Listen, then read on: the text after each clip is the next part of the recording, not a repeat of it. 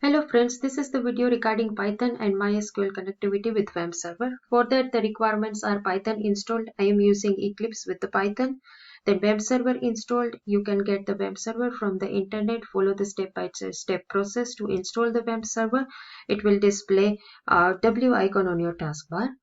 Then to check whether the web server is installed properly or not, just type localhost on your browser. Then it will display PHP MyAdmin page. You have to go to the MySQL database and you have to create the database.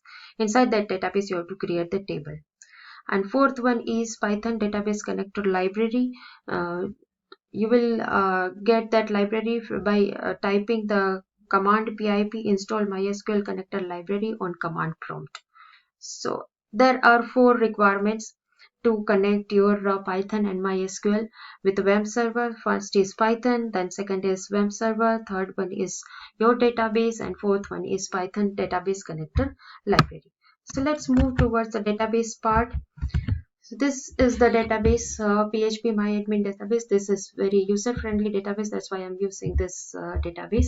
Over here, just type, as I told you, just type localhost, and it will display the web server page, in which just you need to go to the PHP MyAdmin. It will display the database over here. Yeah.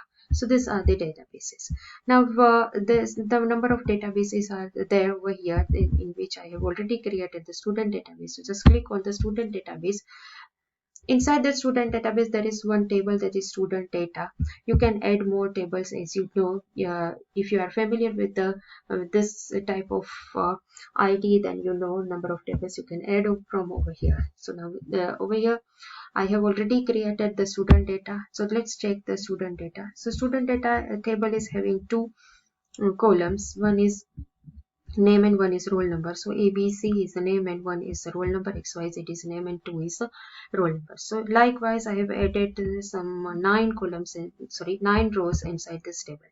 So my task is to fetch this data and display this data on the output screen of your program.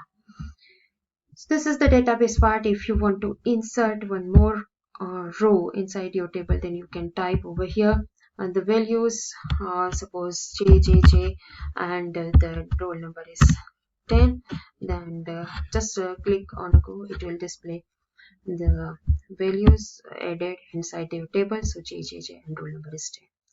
Now let's move towards the program part over here. So in the program is very easy. The program part is very easy over here. Just you need to first import the mysql.connector. mysql.connector, as I told you, that first you need to mysql.connector, in which first you need to type the command on the command prompt, that is pip install mysql connector dash python. Then it will install your connector. Now let's go to the program. Over here, after importing this mysql.connector, just you need to connect your code with the database. So these 4 or 5 lines are related to that. So con is a variable equal to mysql.connector, which we have already imported .connect method. You need to pass the you need to type number of parameters required to connect with your database. In which user, over here my user is root, password is none. Over here, if you have a password, then you need to type password over here. Then host, currently I'm using localhost. Otherwise, if you have an IP address of host, then you need to type IP address of host over here. And which database with which you want to connect. So student database is the database name of my database with which I want to connect this. So this 5 lines is just for the connection of your database with the MySQL code. Now next is I need to navigate through the tables of my database. So this is just a cursor. Is a variable where you are writing con.cursor. So cursor will navigate through the table of your database. So now the task is done through the cursors. Cursor.execute, cursor.fetch. All is number of methods which are used to execute and fetching the queries. So query is a variable equal to cursor.execute. It will execute the query.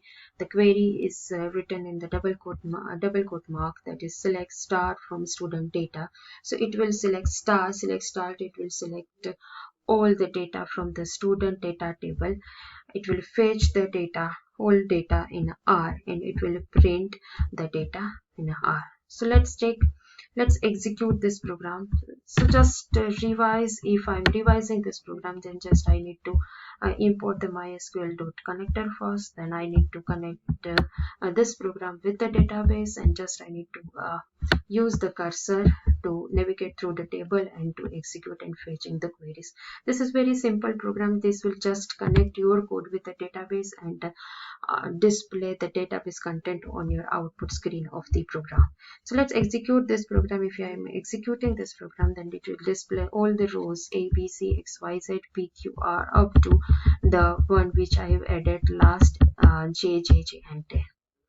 Let's update my database so that you will be more clear about that. In student data, if I am inserting one more column, that is suppose K, K, K and 11, K and 11, and let's check that it will reflect your code or not. So the student data table is having now 11 columns, J, J, J. After that, I'm adding the new row, that is K, K, K and 11. And now let's check, let's execute this code again and see whether this 11 is added or not. So K, K, K 11 is added or not. So let's see the output of your code, that is K, K, K 11.